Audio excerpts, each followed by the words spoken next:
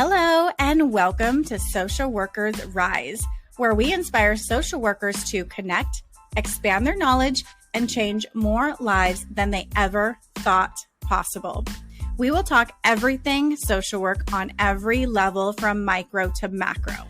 We are going to hear stories of social workers who are doing big things, learn new skills, and most importantly, give you actionable steps to make a difference today. Let's go.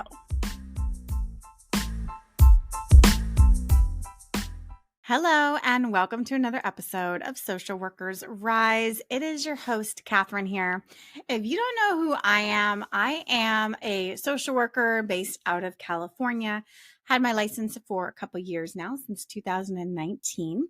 And I have a lot of experience in medical social work, specifically doing home visits with hospice, which is where a lot of our safety tips is going to come from today.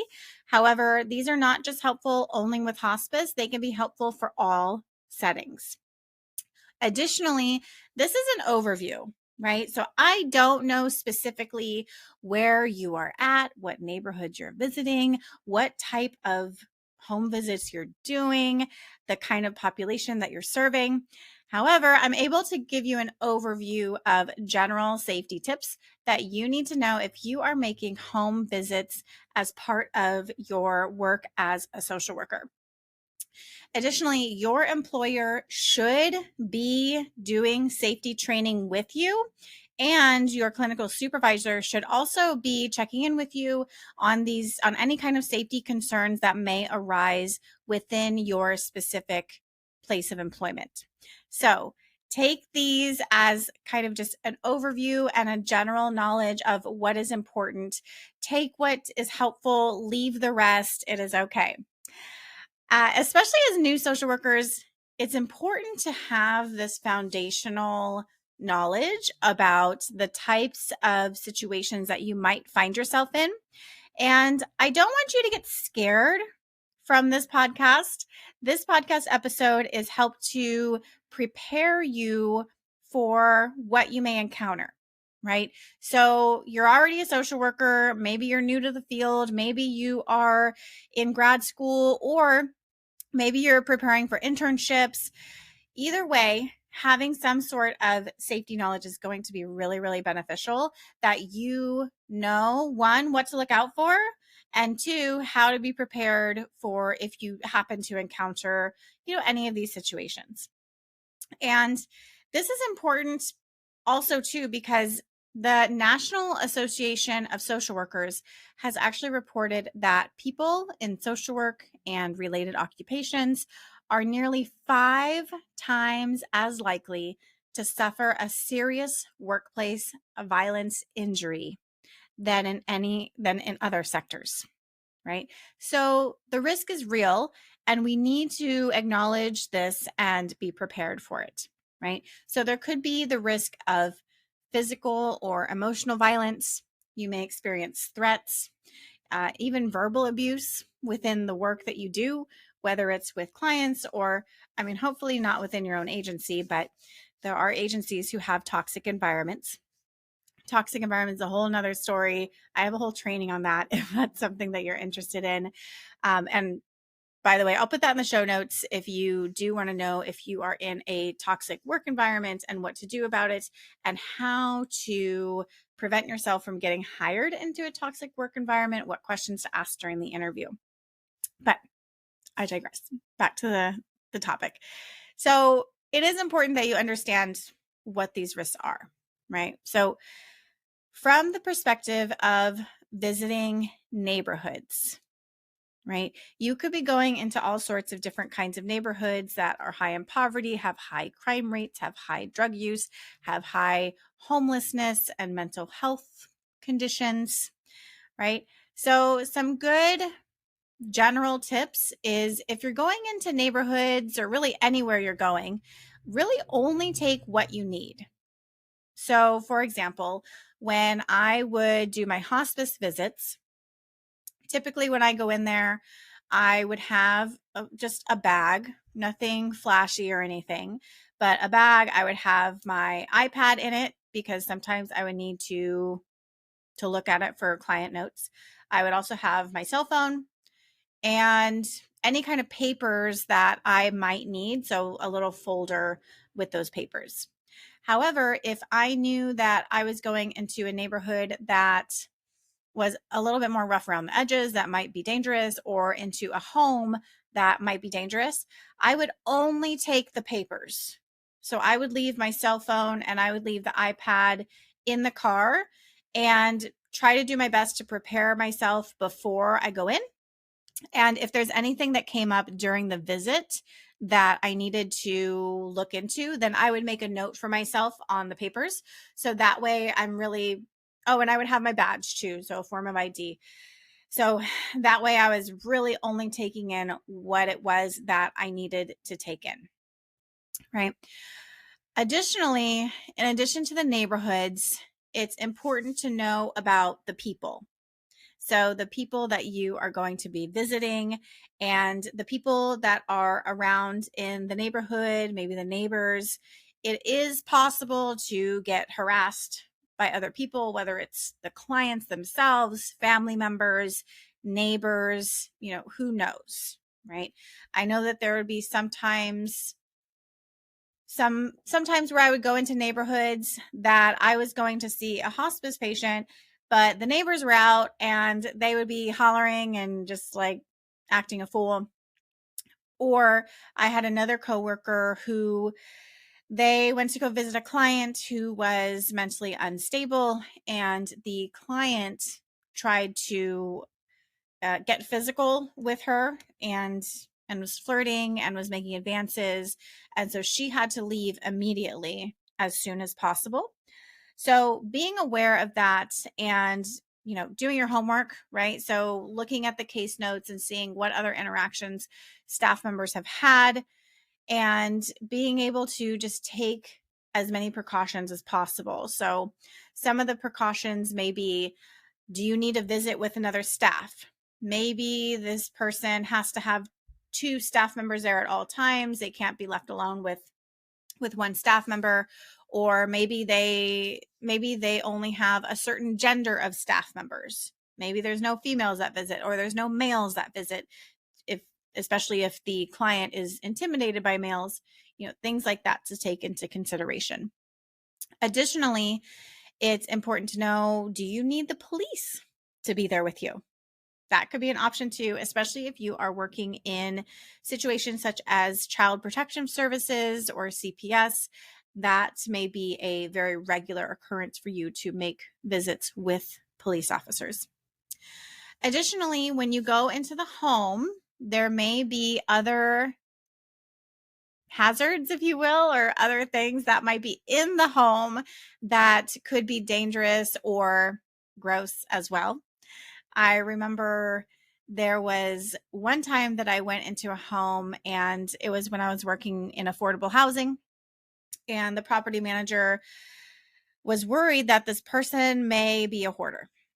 And so I go into the apartment and I recognized that while this person wasn't a hoarder per se, you could still walk around and it really wasn't, that many things. They call themselves a collector. So they had a lot of things that they collected. But what the problem was is that they had a really bad roach infestation. Infestation.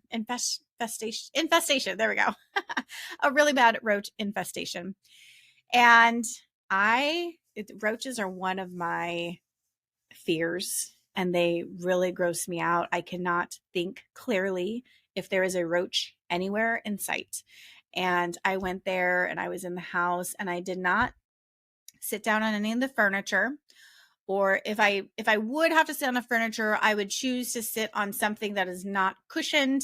So not a couch, but maybe if they have a hard kitchen table chair that I might be able to sit at, things like that, because I was worried about roaches crawling on me from the couch. And so eventually, where I'm going with this, eventually what I did is it took an immense amount of emotional restraint to not scream every time that I saw a roach and to not just run out of the house. So I had to have the conversation with the client about, do you realize that there is a roach problem here? What have you done to try to fix it? And how can we help? What kind of resources do we need? What is preventing us from fixing the situation? And for this particular person, it was a lack of funds. They have tried roach killers and sprays, and it just wasn't working, and they were expensive. And so they couldn't afford to do anything more than what they had already done. And they do realize that it's a problem. So being able to connect her with financial resources that might be able to help with that particular situation. Other things that you might encounter could be mold in the home. And for people like myself who have asthma and breathing problems, that can be a really big problem. So for me, I would either take a mask, like an N95 mask, or just not go in there if possible, maybe meet outside if that is an option. Or you can always, with any of these situations, you can see if meeting at a public place is going to be appropriate so that you're not actually going into the home. So mold, bed bugs is one that you don't want to mess with either. So I would not recommend going into a home with bed bugs if you can prevent it. With all of these, and also too, there's just the general uncleanliness of the home. And this can be for various different reasons. If they made a lot of my patients, when I saw them with hospice, they were just unable to physically clean their home, and they didn't have the resources to pay somebody, a house cleaner, to come in and clean their home. So it got to be very, very dirty, very messy, and to where it hasn't been cleaned in a very, very long time. So being able to connect them again with the financial resources that they need in order to have that happen, to have their home cleaned. And it is important to approach all of these situations, minus harassment. You don't really need to approach harassment with this, but approach these situations with respect and empathy and non-judgmental. Be as non-judgmental as you possibly can, because a lot of times the clients probably realize that they have a problem and they've tried to do things to fix it. But at this point, it might be something that's embarrassing or shameful, or they've even had problems with social isolation. They stopped inviting friends over, family stopped visiting because of the environment. So all of these things to be aware of is your response can really make or break that rapport.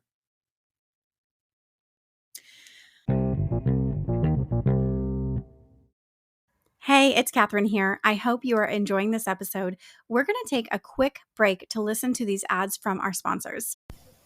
Do you want to make your own podcast? Spotify has a platform that lets you make one super easily, then distribute it everywhere and even earn money all in one place for free. It's called Spotify for Podcasters. And this is the platform that I use because it makes it so simple to record and distribute your podcast all in one place using your cell phone. What you need to do is download the Spotify for Podcasters app or go to www.spotify.com/podcasters to get started. If you're planning to take the BBS Law and Ethics exam, the ASWB Master's or Clinical Licensure exam, or if you're studying for the MFT exam, then you need a proven program that can help you understand the exam questions and pass with confidence. If this is you, I highly recommend the Therapist Development Center. I personally use TDC to pass my law and ethics and clinical exams and found the program provided me with everything I needed to pass with confidence. TDC's program integrates various ways of learning in an organized fashion, containing all of the information you need to pass without the overwhelm. And now, bonus, TDC is also offering a library of continuing education courses that fulfill your license renewal requirements and will support you in your career development. If this sounds like something that you need, visit their website, therapistdevelopmentcenter.com, and use the code SWRISE10 at checkout to receive 10% off any of their CE courses, including their brand new course, On the Edge of Life, an Introduction to Suicidality. You can also check out the link in the show notes. So here we're going to talk a little bit about your safety plan and some general tips for staying safe and for being well out in the field. One, we're going to start with your clothing. Know what is going to be appropriate for your clients and dress appropriately. So chances are you may not be in environments where you can be dressing cute in high heels and with your cleavage showing or with your crop top. Chances are that is not the type of environments that we are working in. So make sure that your clothing is appropriate, that there's no cleavage showing, no bra strap showing, no thongs popping out of your pants. I see you. I've seen this happen. So please don't let this happen to you. Make sure that you're dressing appropriately. Additionally, too, if you are looking too cute, it might be a distraction. And I know some of us cannot help but look cute because we are just beautiful human beings, but just kind of be aware of that. And if you are an attractive person, being able to process this with your supervisor or with other people in how you might be able to respond to certain comments, to be able to redirect the conversation to something that is more professional and for the reason that you are there. Right? So you may be the most beautiful person in the world. I bet money that you are. However, we are not here to talk about your beauty. We are here to talk about whatever your purpose is for that visit. So just be aware of how you're presenting to the clients because this first impression goes a really long way. And we want to be able to show up professionally. And if there's any question about this, talk to your colleagues, see how they dress, talk to your supervisor, see what is recommended, and even ask these questions before you go in for your first day about what is an appropriate clothing attire. If they tell you business casual and you have no idea what this means, then go on to Google, YouTube, Pinterest, find different examples of what it is that they're expecting of you and dress appropriate. Again, especially if you're working with kids, you do not want any low cut shirts and you may not want to wear dresses either, because if you're bending over or getting up and down from the floor, we really don't want to be a flasher. That is not our goal here and get in trouble. So make sure that you are dressing appropriately. And also too, with clothing and how you're showing up, I would recommend minimal jewelry, especially if you are unsure of the neighborhood, unsure of the clients. You may not want to wear that giant diamond ring that you have or those sapphire earrings, right? I don't have any sapphire earrings or many diamond rings. But just saying, if you do, just try to be minimal jewelry if you can to stay safe and to help avoid attracting any unnecessary attention. For the bags, so, when I would go in, I would oftentimes have some sort of purse or bag. Just make sure that it is not bigger than you need and it's something that's able to be wiped down easily or is washable. Because if you're putting it down on furniture or on the floor that is not clean, then you definitely want to be able to clean it afterwards. When making home visits, it also is important to know if they have pets or not. One, for safety, because if their dogs are kind of vicious, you may want to ask them to put the dogs away during the visit. And or if you're allergic to pets, bring some allergy medications with you because, there's kind of no way getting around allergies with pets, because if they live in the home, then it's just going to be there, right? Or you could try to do the visit outside. I always, always, always have hand sanitizer with me. You always want to sanitize anytime that before you go into the home and after you leave the home at minimum. right? Because we don't want to be transferring any kind of colds or COVID or sickness from one client to another or to yourself, right? You just want to be able to stay healthy. If you need to, bring a mask. Additionally, if you feel safe with pepper spray, that could be an option too. I know that I carried pepper spray around when I was going into some neighborhoods that were questionable. And I just let my supervisor know that this is what I'm going to be doing. And this is what helps make me feel safe. Also to, just be able to know who you're going to visit. Review the case notes that are available and confirm the visit before you go. Confirm that they're home, confirm that this is still happening if you can. I understand that as part of some of our work, making unannounced visits is part of it. So that may not apply to you, but it can help that the client would be expecting you and kind of be looking out for you. Additionally, always make sure that your work knows where you are. And however this happens, whether it's a calendar or a tracker or whatever it is, there is a mobile app that you can use called Be Safe, which can activate an SOS alert via voice or touch, and it can include your location and GPS tracking if needed. Additionally, you can have a code word if you are in danger or feeling unsafe.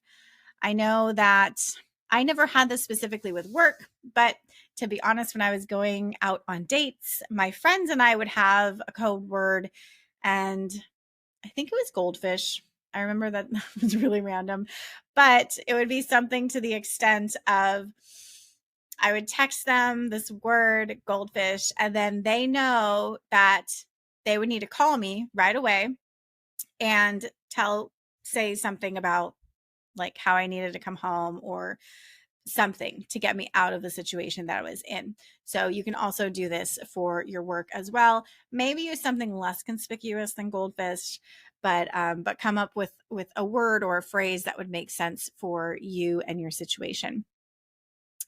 Additionally, trust your instincts. So your gut response and reaction is probably correct. And if it's not, I would trust it anyways, because the worst that can happen is that you are kept extra safe. Always, always, always err on the side of safety.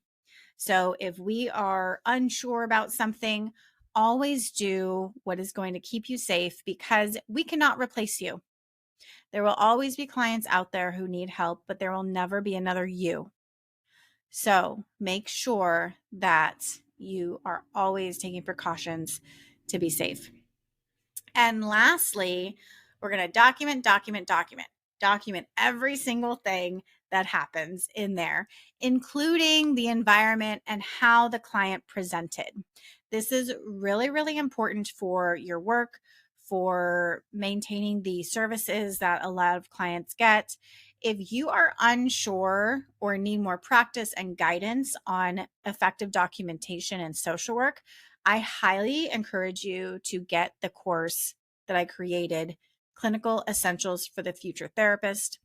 The link is in the show notes, but this is going to give you the tools that you need to really paint the picture about what is going on with the client. What are you seeing in the environment and what is happening, right? So it's important to, one, do an effective assessment, because that's going to show where you started from, right? So for example, if I'm starting with the woman who has a roach infestation and I'm able to adequately describe it, and then I describe my intervention, what happened, and then I describe the environment maybe a week later, a couple weeks later after the intervention has been implemented, then that's going to be able to show an effective representation of the work that I have done and my value there as the social worker. So if you are unsure on how to do this effectively and efficiently, then definitely go check out that course. So that is about it for this podcast. I appreciate you listening. I am so glad that you are here. If you have any questions about this or other podcast episodes that I've done, you can reach out to me on Instagram. I am at Instagram at Social Workers Rise. Additionally, if you are wanting more social work resources, tips, and tools, definitely join the Friday resource email list. This is a free resource for you where I will directly email you things that are happening in the social work world, tools that I find to be effective, and you get to know just a little bit about me and be kept up to date on what is going on here at the Social Workers Rise podcast. If you need more individual help and you are ready to invest in some extra mentoring or coaching, definitely reach out to me and we can talk on if that is going to be a good fit for you right now.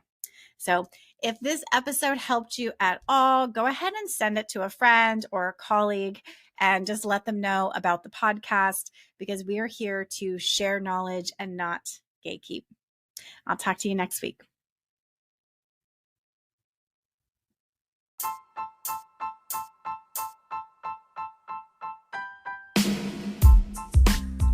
Thank you for listening to another episode of Social Workers Rise.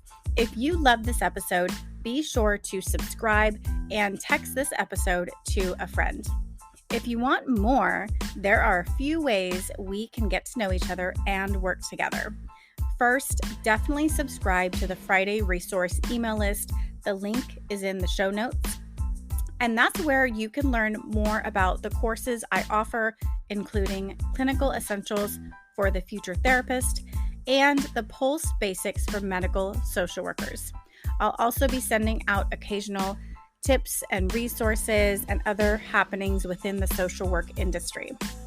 And for all your clinical supervision needs, be sure to visit risedirectory.com. This is a national directory of clinical supervisors for social workers, and we also provide free resources that you can use within your own clinical supervision.